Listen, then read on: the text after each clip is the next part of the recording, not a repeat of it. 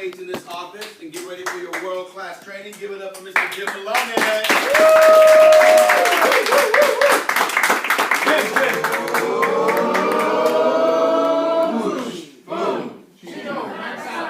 How you guys doing? Great. A little light today? I think, yeah. How many of you were here last Wednesday when I trained? How many of you were here the Wednesday before that? One before that? One before that? This is actually my sixth. No, fifth. This is actually a series that I had started with. And I just realized it's okay. It's sorry, boss. You gotta do that. You know how to projector on the screen? It's going like 2 screens. Yeah, I think it's on set. Okay, I'm gonna let Lauren know. So how many of you remember last week's training? You said some of you were here? Okay. Anybody remember anything about what we talked about? Nobody? I don't know if I remember this. So we talked about getting ready for the second appointment, which is going through the data collect, going through creating the FNA, going through illustrations, getting ready for the meeting, like rehearsing what you were going to talk about, having a backup plan, all that kind of stuff. And if this comes up, oh, my PowerPoint's there, but I think you have to hit settings. This one right here. Okay, he's on it. So I also had, actually I have handouts here, which had my homework on there. How many of you remember what the homework was for last week? Anybody remember? That's okay. I'll write it down. Yeah, it was actually go out and do a data collect and do a TRC. There you go. Changed it already? Wow, you're fast. Thank you. Okay. I'm going to start with something only because it seems like and then my mouse isn't working. That's okay. Oh, looks like my battery's went out. Okay, I'll just do it. I'm going to start with something that I showed last week, because I think we should try to get motivated a little bit here. So hopefully this motivates you. I think it was on this one. Just gotta go down here real fast.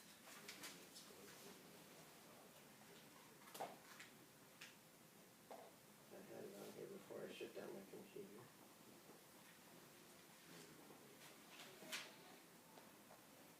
I'm going to have to change the volume up here a little bit.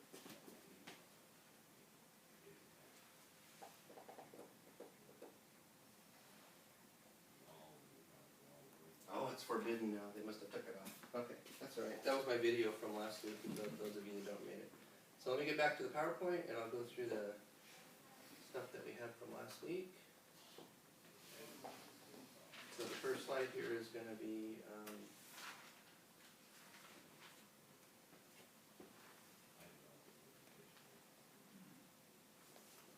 it's going to be our homework from last week, which is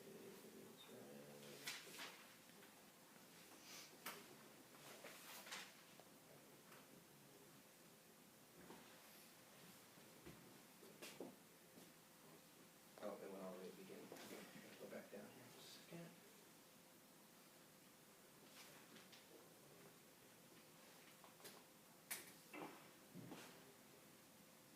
Okay, so for those of you that weren't here last week, just watch really fast, because this is everything I went through last week. Okay, here we go. Go back.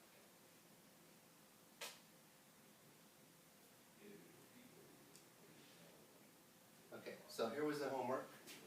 Create an FNA, do a pack life item illustration, do an Athene income illustration, and a term illustration. Anybody do any of that last week? I didn't think so, because hardly anybody raised their hands. So this is what we call the second appointment. So in the handout handouts that I have, on the very last page, I'm not going to do them out right now, it says how to get validated to do a second appointment. So on here it's called the closing appointment. Closing appointment is you've already done a first, you've already made some recommendations, you already put together a plan, and now we're going out to close it with a client. Okay, so let's start here.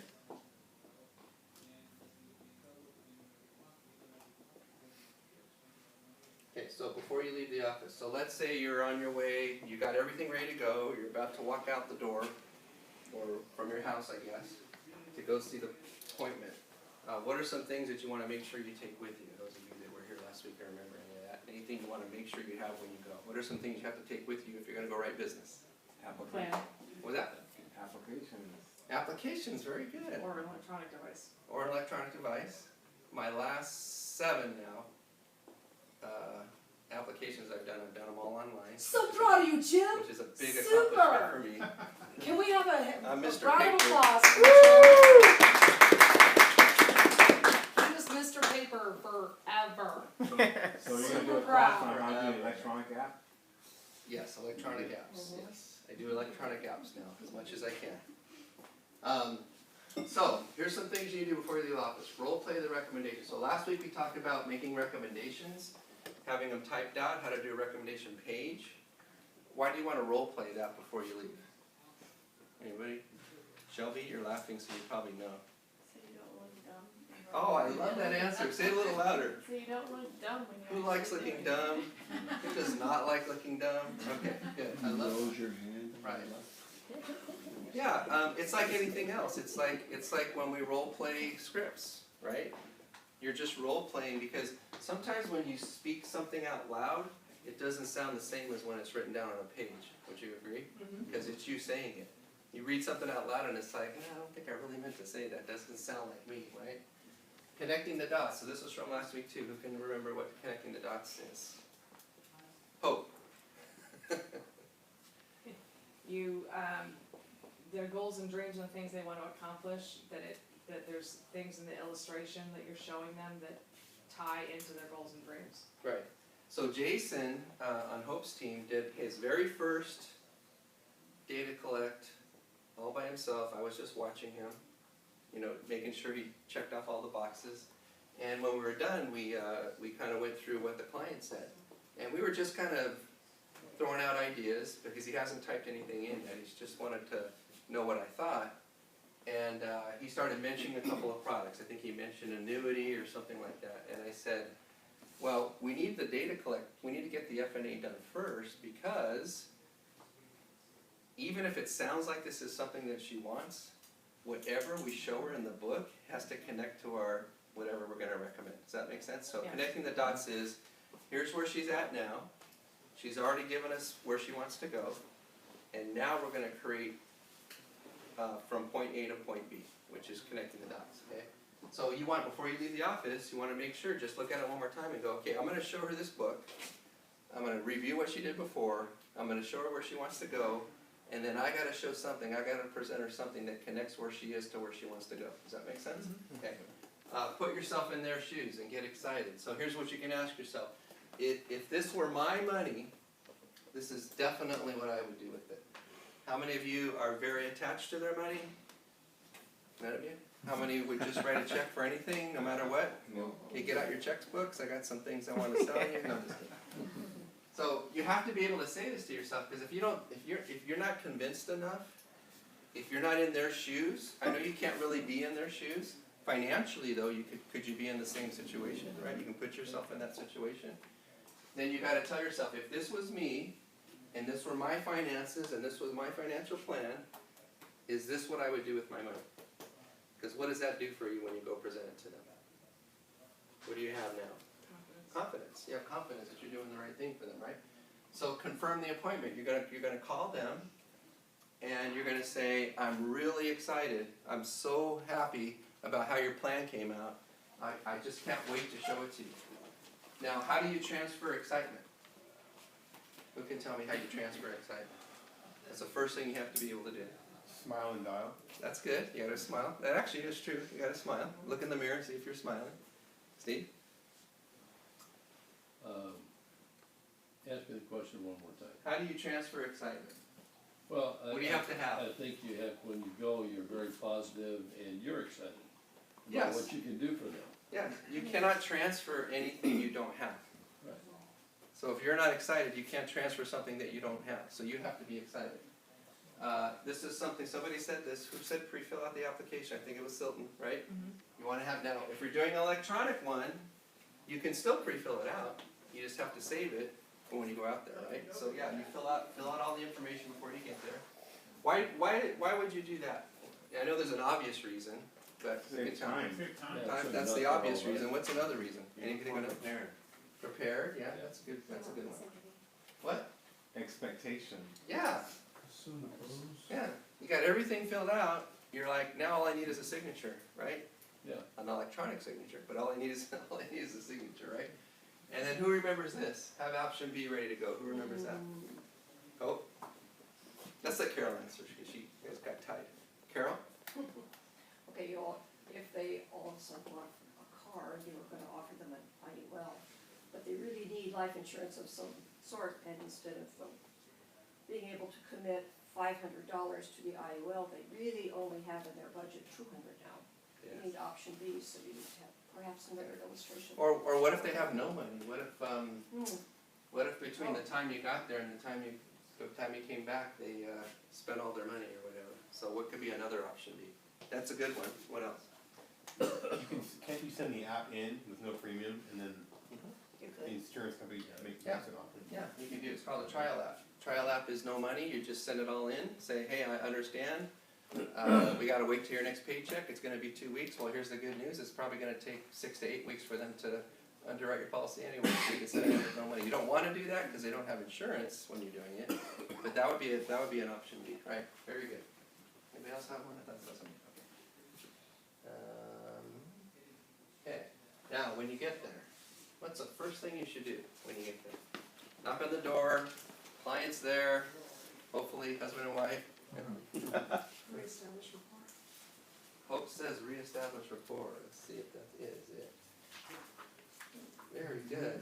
Yeah, I like to use humor. So here's how I use humor to establish rapport. First question I ask, has anything changed in your finances since we visited last? This was where I was talking about they've had a new car in the garage. Had a client one time, actually twice this happened to me. I went back to see him and there was a for sale sign in their house, in the front yard. Wasn't there the first time I was there. Uh-oh, something must have happened with their finance. Or the good news is, hey, we're selling our house, we got a lot more money now to invest, I don't know. Right? So that's the first thing, has anything changed? How is that funding though? The next one will be. Oh, okay. Did you hit the lottery? Right? So I asked them if anything changed, usually they say no. Nothing's changed. So sorry.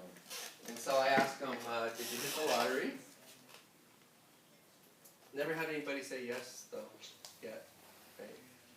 Would I it can be say good- yes for Would it you. be good if they I hit the remember lottery? that true. It'd be good, wouldn't it? And did you get that big raise at work? That's always a fun one. They do laugh at that sometimes.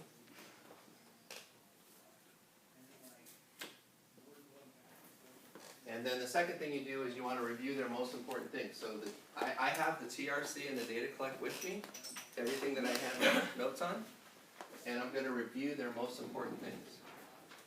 And then I want to get them to feel two things. One is, what would it be like to accomplish those goals? So last time we were here, you said that you wanted to retire early, you wanted to travel the world.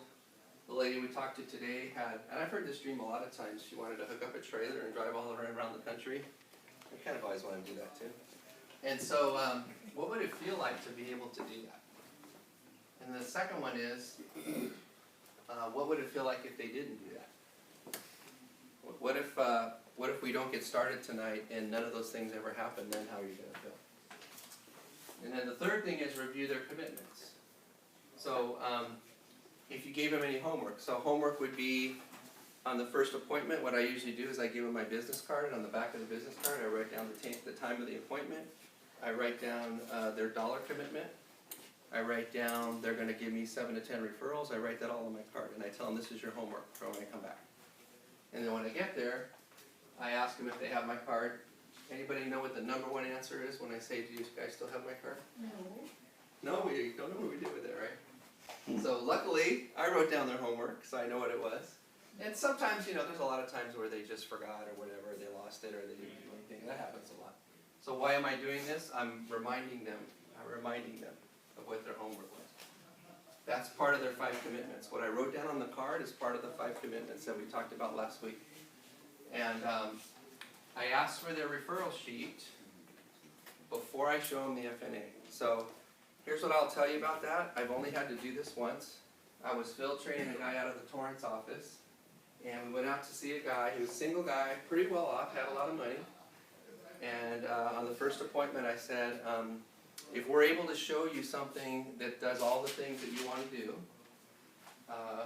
would you be willing to refer us to 7 to 10 people?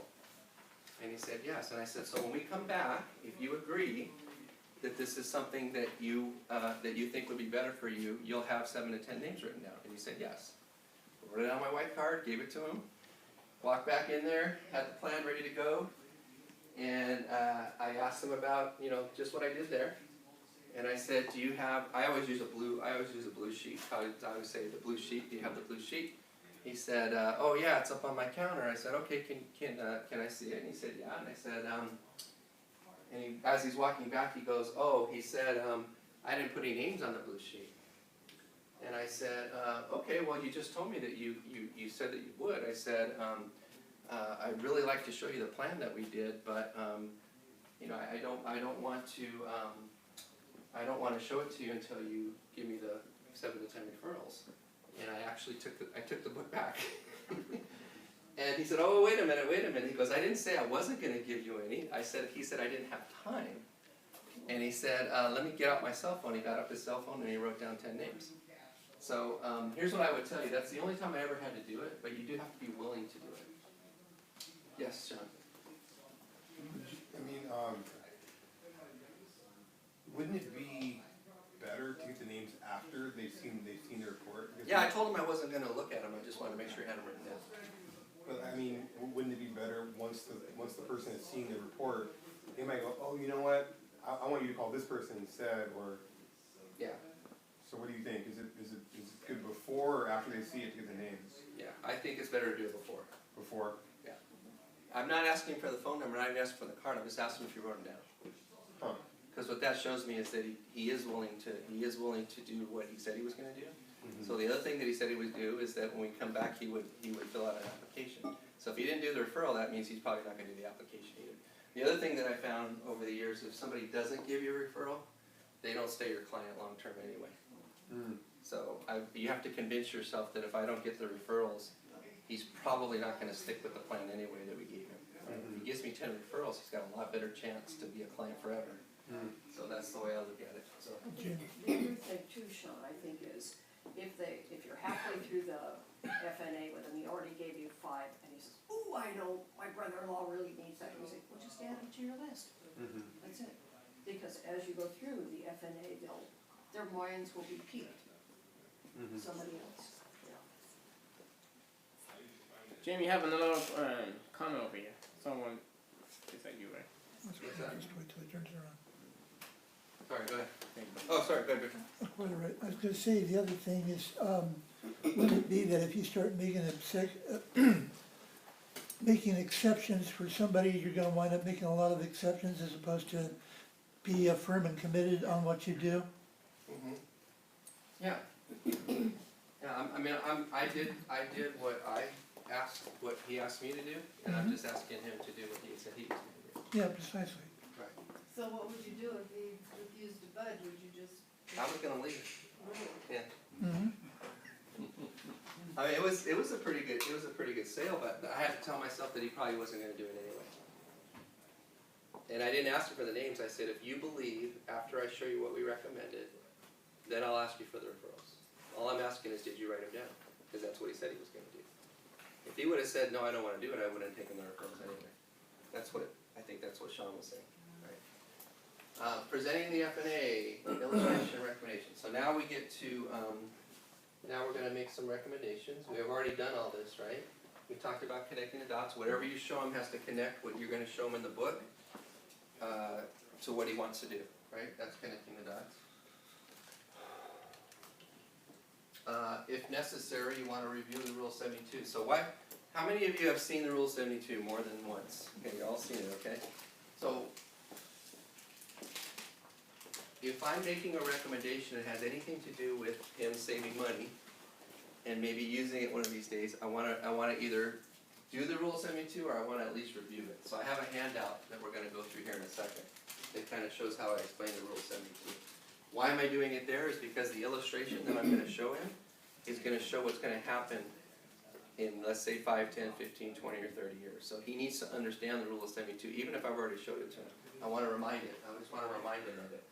So, if he's got money, in this case, the guy that I was talking about had a bunch of money sitting in the bank, earning 1%, and my recommendation is gonna be that we move it someplace where it makes a chance to make more than that, I need to show him why. I need to show him what that's gonna look like if he's gonna retire in 10 or 15 years. I need to show him that here's what happens if we keep it in the bank, it's gonna double in 72 years, and you'll be 144, and here's what happens if we move it, and you're able to retire at 65, right? He has to see that.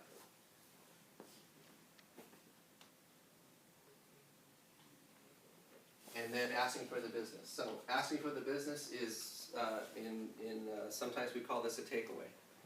The takeaway is people typically want what they can't have. So when you're asking for the business, you've already said we're gonna fill out an application. Here's what you say, not everyone qualifies. Is it true that not everybody qualifies for life insurance? Yes. Sure. Yep. Is it true that not everybody qualifies for an investment? Yes. Steve knows that. So we need to fill out an application to see if you would even qualify. We're not promising you anything. Now here's what that does, it does two things. Yes, it takes it away from him, right? But the second thing that it does is it makes him want to do it more, and it takes off the pressure of him the only commitment he's making is filling out the application. He really hasn't made a commitment yet that he's even gonna take it, we're just finding out if he would even qualify for it. That's a little bit less of a commitment. Okay, so how to handle objections. We've gone through this in a lot of the objection classes, but I wanna go through it one more time. So here's what I wanted to do is back one. How many of you have been on an appointment and you're ready to write business and you get some kind of objection? What would be an objection that you would get? Anybody? I can't afford it. Can't afford it. Okay, I'm gonna write that down. I'm just gonna put a big dollar sign, that happens a lot. So, can't afford it. Even though they gave you a dollar commitment and you stayed within their dollar commitment, now they're having second thoughts and maybe we can't afford the money. Okay. So that's a money. What else? I need to think Victor, about you it. got another one? I need to think about it. Think about it. It's not the right time, maybe later. What's another one? What else did you say? You had another one. Think about it. I need to pray about it.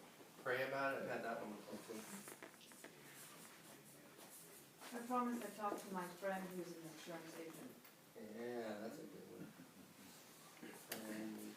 I just got that today. I gotta ask my You know, lawyer. there's a place for that on the data collect, and it's Yeah. called Trusted Advisors, Advisor.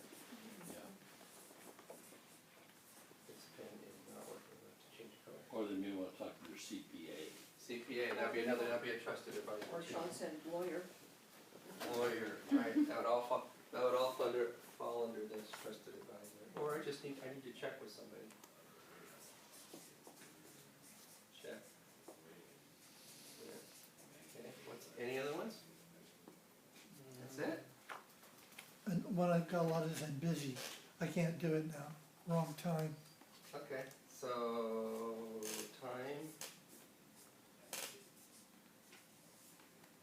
Yeah, the only thing I've ever, on a second appointment, usually it's, we're going out of town tomorrow. We're gonna be gone for 3 weeks. I've heard that one before. By the way, I've heard all of these. So, If it's a replacement, they ask, do you have to let the other insurance company know that I'm replacing it? okay. I And you just know got why that would one be, last week. right? Why would that be? Why would they want you to know that? Why would they wanna know that? Because they're not sure if they're really gonna replace it, or they don't wanna have to deal with the other agent coming back. Yeah, they don't wanna talk to them. Or their other agent was a friend. A friend or a family member. I don't want them to know that I'm replacing whatever it is. I ask a lot of times, are you emotionally Or not. attached to this? Emotionally attached, yeah, are you emotionally attached? Are you emotionally attached to the agent that sold you this policy, or, you know, this stock or this investment? People are emotional about their money. So I actually, when I go through and collect data, I ask them that kind of stuff outright. And What if- sometimes it is, it's, you know, my friend sold it to me, or, What if they take your ideas and your plan and they show it to their friend? Yeah, that could happen. your friend should be jealous and wanna come into business with us because we're the bee's knees. All I wanna do tonight, I'll tell you how I would handle that, but all I wanna do tonight is make sure that you guys know how to handle any objection, right? So the first thing you wanna do is you wanna make sure you listen to them, without interrupting. So you don't interrupt them and say, well, why didn't you check with your other agents? Just let them explain exactly what they want, exactly in their own words, and listen, don't interrupt them, right? And then you repeat it. So what you're saying is that, you're saying that you would like to know if the company that we are writing this application for is gonna let your other agent know about it. Is that what you wanna know? Okay, you're not answering it, you're just repeating it back to them. Sometimes when you repeat it back to them, they realize that it's kind of a silly explanation anyway, silly question or silly objection. Not always. Then you isolate it. So other than wanting to know if the company's gonna let your other agent know about it, is there anything else stopping you from moving forward? Is that the only thing that's stopping you, is finding out if your other agent is gonna be notified? That's the only reason, right? So what did I just do? Summarize it. Summarize, and what else? Found out if there's any other objection. Right? There's one more thing. Those are both right. It was pretty close. Is there anything else stopping you from moving forward? So you're gonna get a little pre-yes or. Yeah, what, so you're gonna now, minor The close, trial right? closed, isn't it? yeah, you found out what the only objection is. So now all you have to do is overcome that one objection, right? So that's what number 4 is. So if I could show you a way, which in this case, if I could answer your question, you have no problem moving forward, right? And then you answer it. So in this case, if it was an application for a life insurance policy, yes, they would let the other agent, maybe not the other agent, they would send a letter out to the company. Right? And then, did that answer your question? So, I didn't ask them if that was the reason that they weren't gonna do it, I just asked them what their question was, right? You had another one too, what was yours? You had another one. When you show them the FNA and they keep it and they take it to their friend and their friend gets the policy Okay, for them. okay. That's happened to you Still in before? business. Still in business. No, it just happened to a friend of mine who's a real estate agent. Oh. And he just lost the sale on the house because everything he said, he showed his friend and. Yeah, his so I friend think that was- has a lot to do with Not this very one. ethical. So they had somebody that they already had in mind anyway, that they were probably gonna use that for. So a lot of these things can be overcome on the first appointment, when you ask them if they have a trusted advisor. The question is there anybody else you would check with? Do you have another real estate agent? Do you have another insurance agent? Would you want them to know about it, right? And then what I usually do is if that happens, I say, after I go through all this, my answer would be, that's fine, it sounds like you have somebody that you really trust and you really wanna go see them. Is it okay if I go with you? Or can we do a 3-way call? Because they may ask some questions that you don't know the answer to. Right? Now, if they trust you enough, they'll let you do that. If they don't trust you, they were never gonna do business with you anyway. So, that's usually how I answer that. So, let me get to the end of this, and I'm gonna give you some handouts here. Okay, so the next step. So now let's say we've gone through all their objections, and we are at the point where we're filling out the electronic application, and we're gonna write down what the next steps are. So for insurance applications, we're gonna explain something called temporary insurance. So when Sean asked the question about if they don't have the money, right? Temporary insurance is if they give you a check or an electronic check, then they have something called temporary insurance, and that means that they have coverage from today. So what I say is, as long as we fill out the application, we send it in, you give them your checking account number so that they can withdraw the first premium, then you're gonna get a temporary insurance agreement. And the temporary insurance agreement means you have insurance as of today. If I walk out the door today and God forbid something happens, your house falls on you or something, you slip and fall in the bathtub and something happens to you, your family's taken care of today. Right? That's temporary insurance. You wanna explain that to them. Why do you wanna explain that to them? So they'll understand. Understand it? What else? Trust you. They trust you? That's a good one. What else? What if they don't have any life insurance? That gives a lot more feeling of security and confidence. Yeah. There are way more apt to make sure that that payment goes through and that they get the insurance as of tonight, right? They're more apt to do it if they don't have any insurance and you explain to them. You know, most of you have been here a while and you know this already, but do you know that most of the people you know, if you asked anybody on the street what's temporary insurance, you think they'd be able to tell you? No. So you have to explain that to them.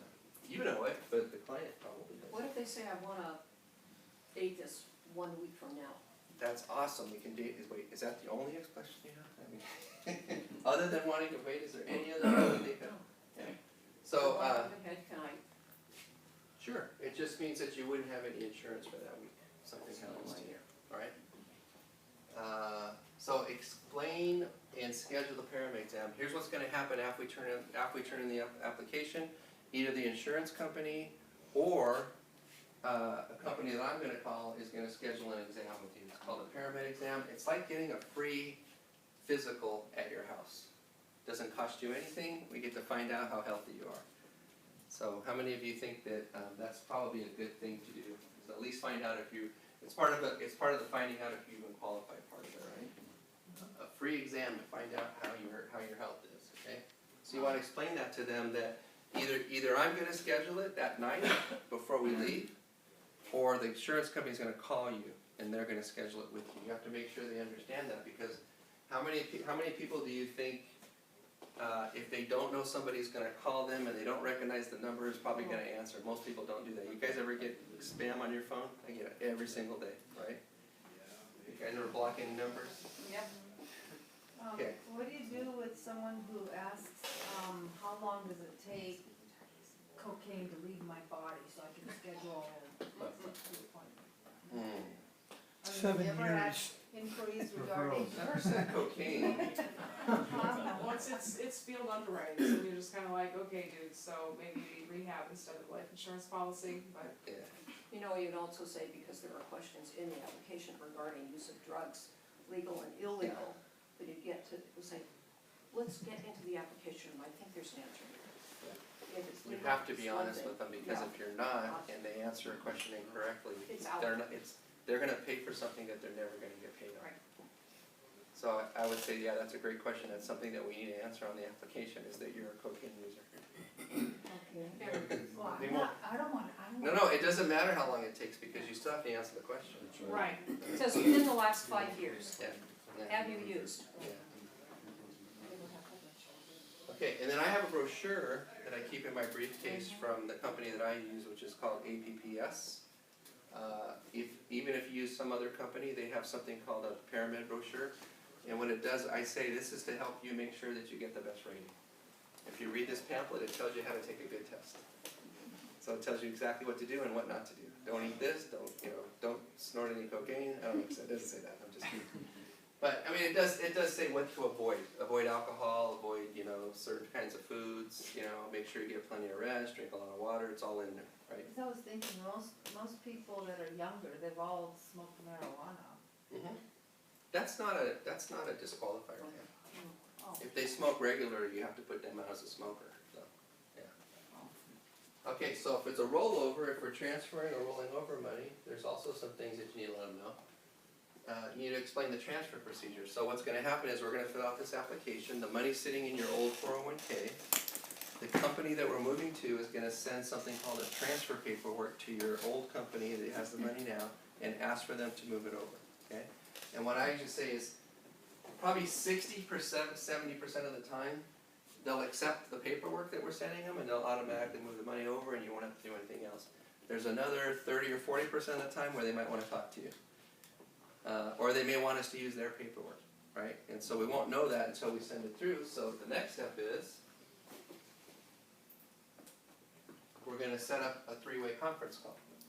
Because even if we're using our paperwork and we're sending it directly over there, there's a chance they might still wanna talk to you and they still might wanna ask you some questions. So what we're gonna do is we're gonna set that up.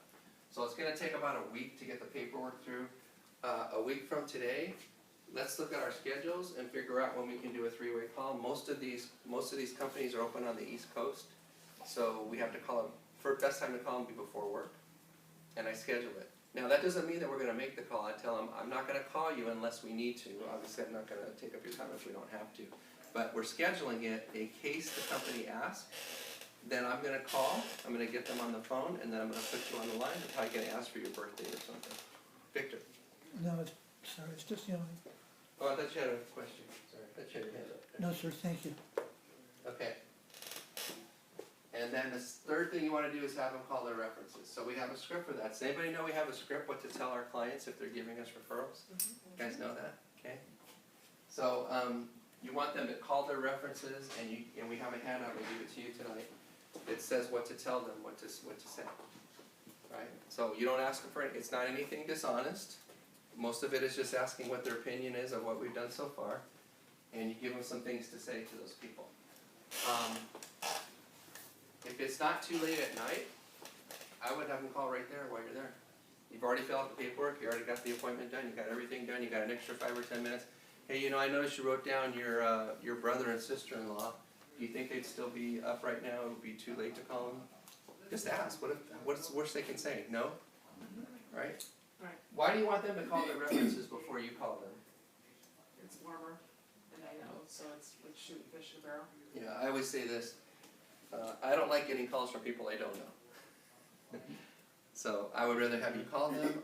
The only thing that I want you to tell them, you can tell them anything about what I did for you. If you think I did something really good, make sure you tell them that. All I'm asking you to do is ask them if it's okay to take a call from this guy that helped me. Not asking you to have them sit down with me, not asking you to find about their finances. Some things I've heard over the years is, well, I was gonna put my brother-in-law down there, but he already has a financial advisor. I was gonna put my sister on there, but she doesn't have any money. You ever hear that? So I'm not asking you. Oh, I don't want you to talk to so and so because I don't know how their financial situation is, and I don't want to ask them. Right? Well, I'm not asking you to ask them about their finances. I'm asking if they'll take a call. That's all I'm asking you to do. If they have any questions, I'll answer the questions when I call them. Right? Any questions on that? Any questions? Okay. So follow up during underwriting. This is really important. If you write an application and you never talk to them again until the policy's issued, which could be 6 to 8 weeks later, there's a higher degree that they're not going to take it. So you need to put on your calendar, I need to follow up with them probably at least once a week, even if there's nothing to tell them. Just say, hey, just want to let you know your policy's going through great.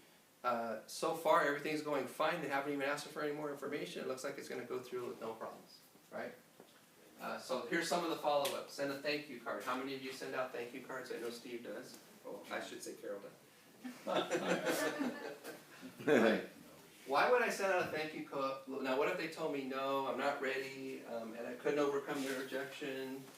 And I like this one about pray about it. Now I say, is it okay if I pray with you? Let's both pray to make sure this thing goes through. I knew Ricky would like it.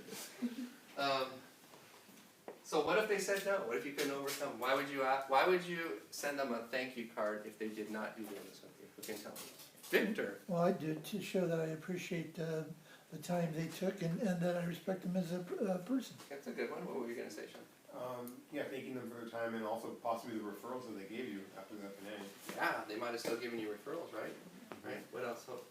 Hardly anyone sends out thank you cards, it's always. You definitely separated yourself. Ever. What kind of salesman sends a thank you card when they didn't do anything, right? That sets you apart, doesn't it? And you know, obviously they didn't close business, so you just write in there, hey, I just want to thank you for giving me the opportunity. I'm glad I was able to show you some of the things that we do. And if they gave you referrals, I'm looking forward to talking to the people you know. I know it wasn't right for you right now. Or if they didn't give any referrals, I just want to make sure you know if you ever think of anybody, now you know what I do. Now you got a better idea of who the people are that I can help, right? the client we sat with yesterday, thank you, said, nobody writes thank you notes anymore. Yeah. If It's they true do- though. If they do, it's an email, it's not personal. Yeah. I want a thank you note. Or it I has to be, expect people- yeah, so that's a great point. You handwrite it. Yes, you do. Yeah. Handwrite it. Nobody handwrites things anymore either. Everybody texts, everybody types things up, everybody sends it.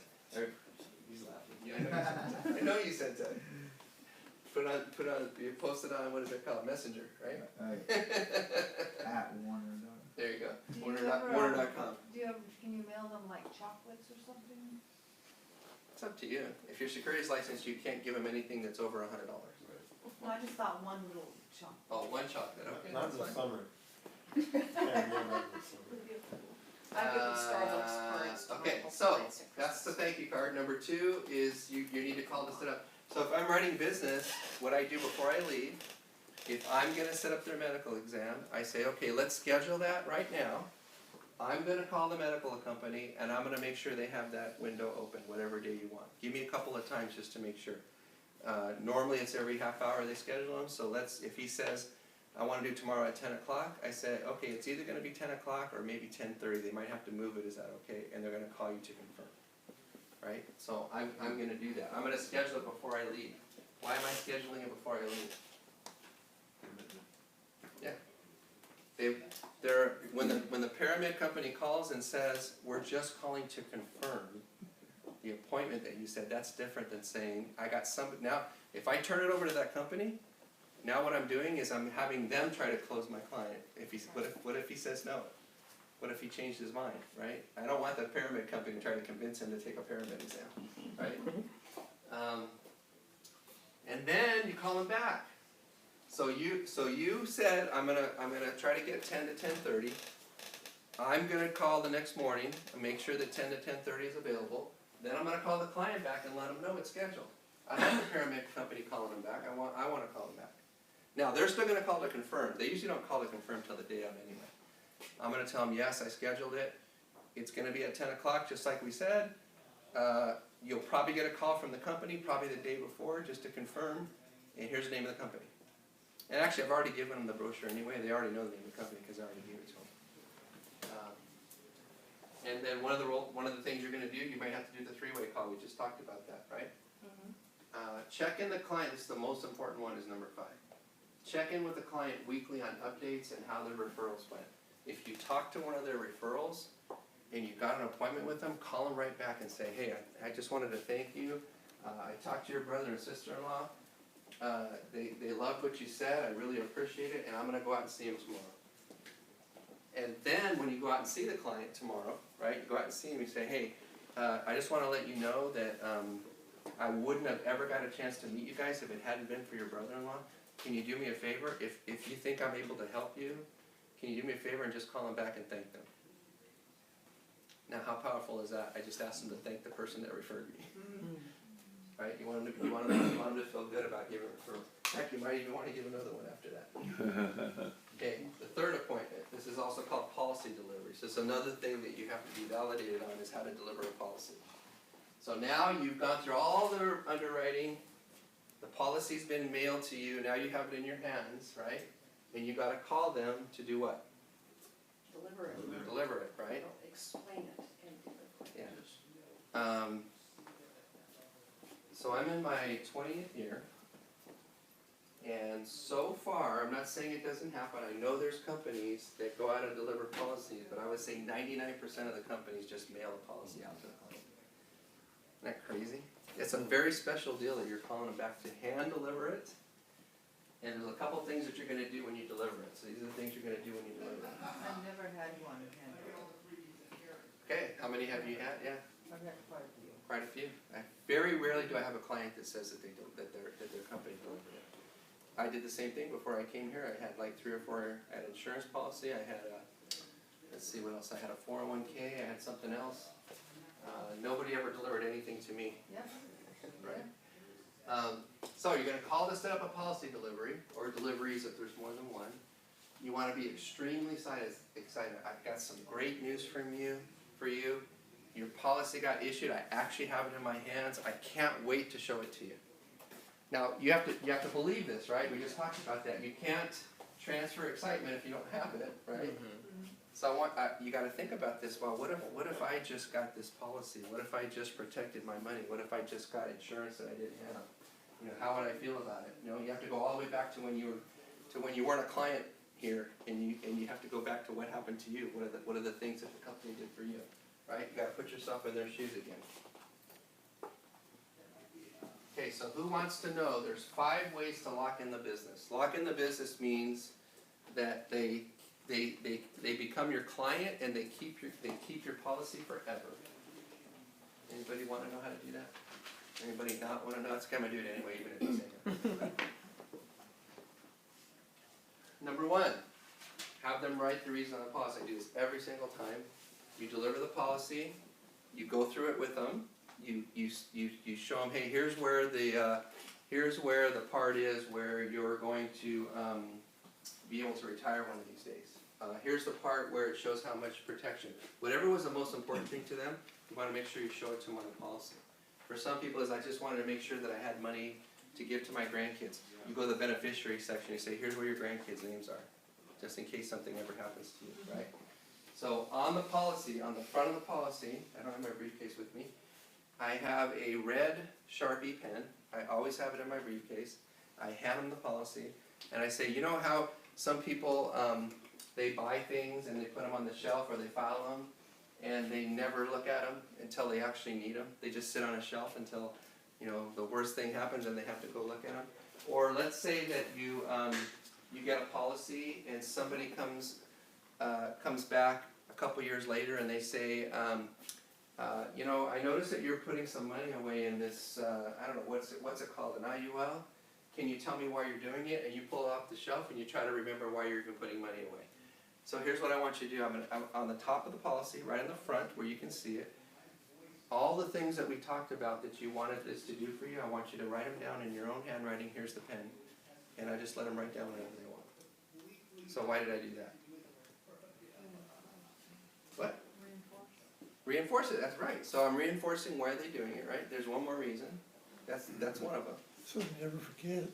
Right. One of these days they're going to come across that policy. It's going to be in their shelf. They're going to pull it off and go, oh, now I remember why I did this. If somebody says to me, hey, you need to stop doing this, I'm going to look at the policy and go, hey, I can't stop doing this. This is for my retirement. This is for my kids. This is for whatever reason that I wrote it down there. Right. So I have a red pen. I have a red pen that I keep in my briefcase.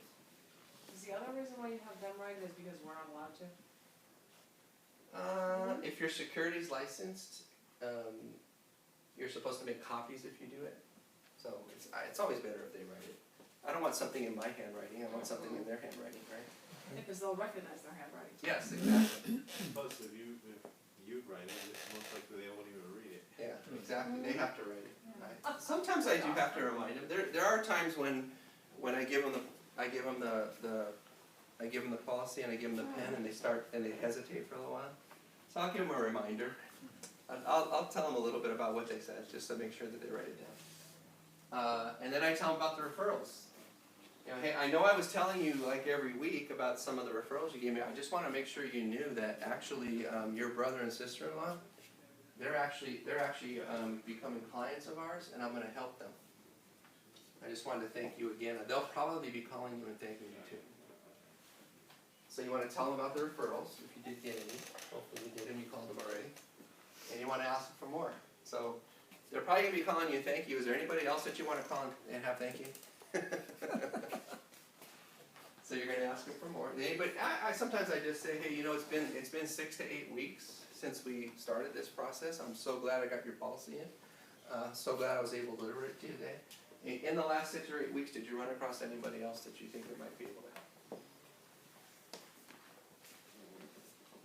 Okay, we'll be skipping over that. So, number 4, re-invite them to the BPM. So if they haven't been down to the BPM, this is one of the 5 commitments, right?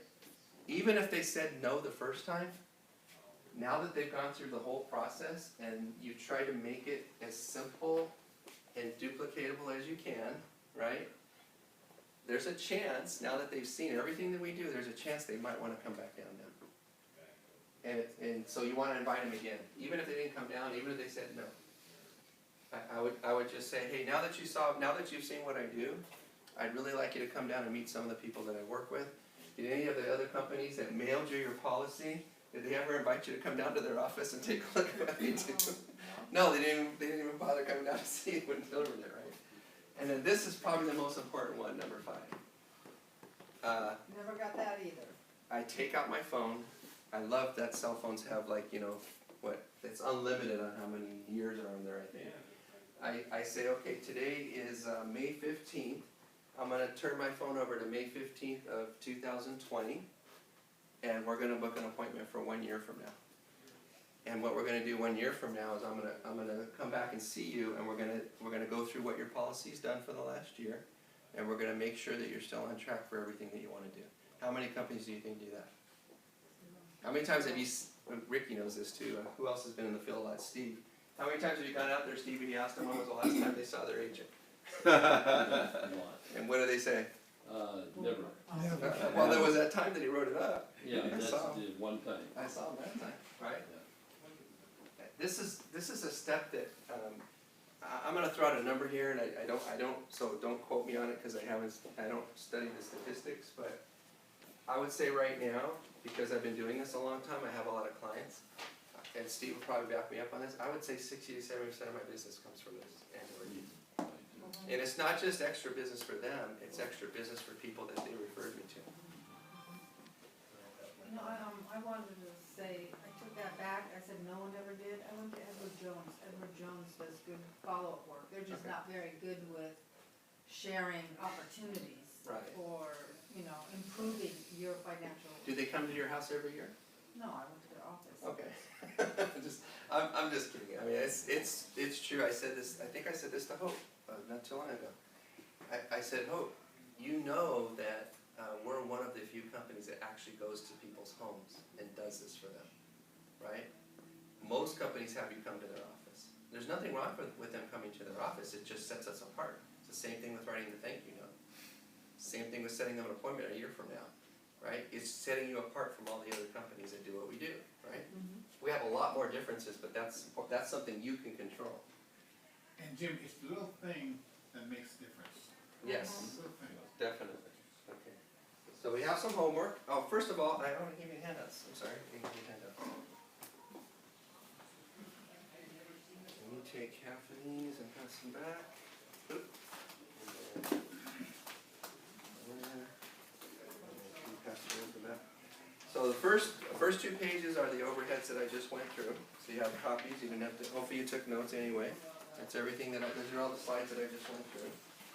And then turn to the 3rd page. And this is how I explain the Rule 72. So why do I do this? I think I said this already, but if we did an ASAP flip chart, they would have already saw the Rule 72. If we did a BPM, they would have already saw the Rule 72. But if I'm coming back to close business, why am I reminding of this again? I already said it. This one. Compound interest. Why am I reminding them of that again? I'm asking them to move some money from some place that they have now to some other place. Do you think they'd be a little hesitant to do that? Right? So we got to remind them why they're doing it. Right? That's what this does. I love putting people in a place. So the Rule of 72 is mathematics, and you have a lot of people that are statistical. The lady that we met with, Jason and I today, said this. I'm a statistical nut, she said. I love statistics. But even if there's somebody like that likes the math, everybody likes to be in a story. Everybody wants to be famous one of these days, right? So I always try to put it in a story. So let's pretend that you've just turned 29 and you found out one of your long-lost relatives left you $10,000 in the will. But they knew how much you like to spend money, so they specified that they wanted you to put it in the bank. Put it in their will. You can have this money, but it has to go in the bank. So now, if you put that money in the bank, what interest rate would the bank pay you? Just let them answer. Some people do say 3 or 4%. So let's say that you had some kind of long-term CD that paid you 4%. I know no banks pay 4% right now, but it's just an example. The Rule of 72 says that if you take your interest rate, which is 4, and divide it into 72, that tells you how long it takes your money to double. So if you divide 4 into 72, that equals 18, doesn't it? Yes. Yes, thank you. That means that in 18 years now, you're gonna be 47, your money would have doubled to $20,000. And if you left it there for another 18 years, it would double again, and you'd have 40,000 when you're 65 years old. Let me ask you a question. How long are you gonna be able to live on $40,000? A day. In Southern California? No, a year. Less than a year probably, right? So let me ask you another question. What does the bank do with your $10,000? During those 36 years that you had it in there, what did they do with it? Did they lock it up in a vault and wait for you to come back in 36 years, or did they use it? What can they do with your $10,000? What kind of interest rate can they make if they let it out on a credit card, or if they invest in the stock market? Is it safe to say they could make at least 12% if they ran it on a credit card, right? I had a lady today that she's a mortgage lender, and she had some people go buy a car, and because they were in a hurry, they didn't shop the rate around, they have a 10% car loan. Yikes. That's what she said, yikes. So it's safe to say they could make at least 12%. So what's 12% divided into 72? 6. That means the bank will double your money every 6 years instead of every 18 years, right? So they'll be able to double your money 6 times in the same amount of time. They'll double it, and they'll be able to make $640,000 in the same amount of time. Now, they still have to pay you back the $40,000 that they owe you when you're 65, right? And they keep the $600,000 as their profit. That's a pretty good deal, right? So here's the question that you want to ask them. How many doubling periods do you have left? Would you like to learn how to move from a 4% or less, whatever they said they were making account, into something that has the potential to earn 12% or more? So that's how I explain it. And if they're a little older, I do this when I'm speaking with you. I always say this: what if we could go back in time? That's nice of you. We can go back in time, and we're both 29 right now. Wouldn't that be- Now, Adam's saying, I don't want to be 29. I'm not going to be 29 yet. Go up. You're not 29. This Okay. helps them with. Crouch or tire. Okay, so the last page was what do we say to referrals? How to coach our clients. So it says we need to help our clients and give them thoughts on what to say to people that they're going to refer to us. Here are some examples. These guys help people the rest of the financial industry isn't willing to help. Is that something that we do? Yes. Great. If I'd met with them 3 years ago, or even 20 years ago, it would have made a world of difference for me financially. Is that true? Yes. We always knew we needed to do something better than we were, but we never knew where to turn. I'm really impressed with this. They take a low-key educational approach, and I trust them. Do we take a low-key educational approach? Yes. Yep. So they don't have to say all of this. It's just what you're doing is you're giving them something that they can use. Right? You want them to put it in their own words, but you want to give them some suggestions. This isn't a script. It's basically just some bullet points. So do you hand them this sheet of paper? Yes. Yes. Hand it to them. Huh. Hand it to them and say, hey, when you're going to call those people and ask them if they take the call, if they say anything about what I do, here's some suggestions. And you can tell them anything. You don't have to tell them anything about what I did for you, but if you want to tell them that I helped you with something, that's fine. But here's some suggestions. Right? And I ask them these questions. Is this something that we did for you? Right? Do you agree with this? Because I don't want them to say anything that they don't agree with. Right? Right. Okay. Any questions on that? Okay, I turned around. Any questions on that? I turned around when I said that. Okay, the last page is your validation sheet. So Belinda asked me today, what does validation mean? So validation means that you can go through all these things, and your SMD checks you off that you're able to do all of these things. Now, if you're able to do them on your own, you're what's called qualified. Qualified means you can go out and do appointments on your own. Validated means not only can you go out and do appointments on your own, but you can train somebody else how to do it too. Validation is the highest level that we have. Only an SMD can validate it. Right? So you have to take your SMD out with you. He has to watch you do it. He has to see to make sure that you can train somebody else how to do it, and that's how you become validated. So what's your homework? I'll give you a hint. It has something to do with this page. Gracie. Not, I question, not Yeah. answering homework. Yeah. Isn't there 3 things? You know, certified? Oh, yeah, so here's your, this is very important. Certified means that you guys have all the material that I gave you. So as of today, you're all certified. Certified means you know what to do. You know the steps to take. Doesn't mean you know how to do them yet, but you know what to do. Certification is something we do in the classroom. Qualification is something we do out in the field. Validation is something an SMD does for you. Okay? Those are the things. Great question. Okay, so homework.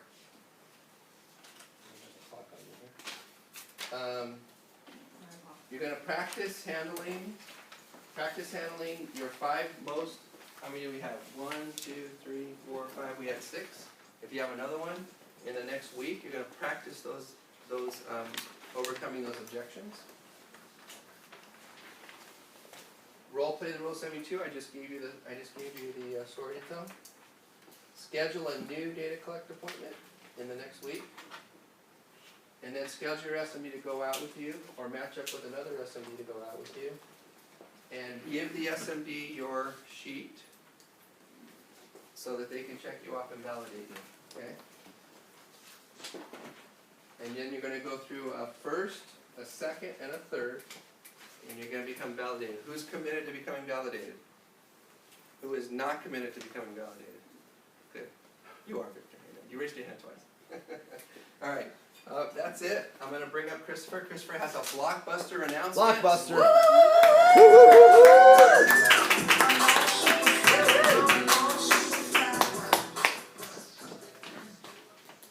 How's everybody doing tonight? Good? Good. Was Jim's training the past couple of weeks, was that helpful? Yeah, oh yeah. It's very Awesome. good. Yes. And here's what's important to know. It's not Steve or Ricky or Jim, or it's not personality driven. It's like, here's the steps. Remember, we were just meeting with a really interesting individual, and that's what I shared with them. I said the hard thing is not to learn the skill steps. The steps are actually fairly easy. The harder thing is for you to sell yourself on you and actually have the conviction and the confidence to go out and do these things. That's really the toughest sale that we have. The skills aren't hard at all. So anyway, blockbuster announcement. Saturdays our focus has been on building. So I've been on building an agency, building a base shop, right? And so I won't show you a copy of the text because it's a little crazy, but I pulled a favor out, and Sergio Martin and Mary Beth Anderson, who are SMD's Directed J Jr., and they're in Dan's whole hierarchy. Well, let me think. We've got, I'm planning a leadership meeting in June, and we've got 95 SMDs that are planning on being there as part of Dan's hierarchy, and that's, like, I know 15 of them off the top of my head that won't be there. So out of all of Dan's SMDs, this is one of the hottest SMDs in the hierarchy, and they're young, and like they just got promoted not that long ago. So here's what I love about them. Sometimes when you hear from Dan or somebody who's been doing it a long time and is very polished, a lot of times people are like, well, I can see why he or she's successful. I just, I don't know about me. This is a young couple that hasn't been doing the business that long, and when you look at his skills coming in, he detailed cars. That was his job. He went around, he'd come to buildings like this, and he'd go around and go, hey, I'm gonna be here on Mondays, anybody need their car washed or detailed? Then he'd go to a building down the street on Tuesday, and that's what he did. So like, you don't necessarily think of a guy without a college degree that's detailing cars like, hey, he's the kind of guy that's gonna go out and make 100 or 250 or $500,000 in financial services, but that's exactly what he's doing. Like they're building a business like 100% the right way. It's very, very balanced. And here's what I know for a fact. If he and Mary Beth can do it, you can do it. Like, for sure.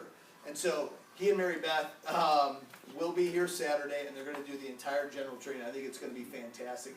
I had to pull a pretty big favor. Matter of fact, Jay Jr. basically said, hey, Jay, here's the request I got. And Jay was like, absolutely not. We got to focus on what we're doing. We got to go. And then he found out it was me, and he's like, okay, only because it's him. But everybody else, I won't tell you what he said, but everybody else was a no, a hard no, right? So we're lucky to sort of have them here this Saturday. He's gonna be out, they're gonna be outstanding, both he and Mary Beth, and sort of not what they did to get to where they're at, but also what they're doing now. And I think it'll really be a great opportunity for you guys to learn. So make sure you're here, make sure you're dressed to impress, you're ready to take a lot of notes. It's gonna be heavy duty note taking. And then also make sure the rest of your teammates are here, because you don't want them to miss that, okay? So I'm super excited about that. If you guys don't show up or you guys are sleeping, I don't care, because I'm gonna be here taking a ton of notes. Because right now where they're at, like in the base shop, there's some things that I could be reminded of and picked up, so I'm really looking forward to myself. So appreciate you guys. I have a quick base shop meeting in the conference room. Anything else, Jim? No, that's it, thank you. Steve, Carol, Ricky, anything else? We're good. Awesome, awesome. All right.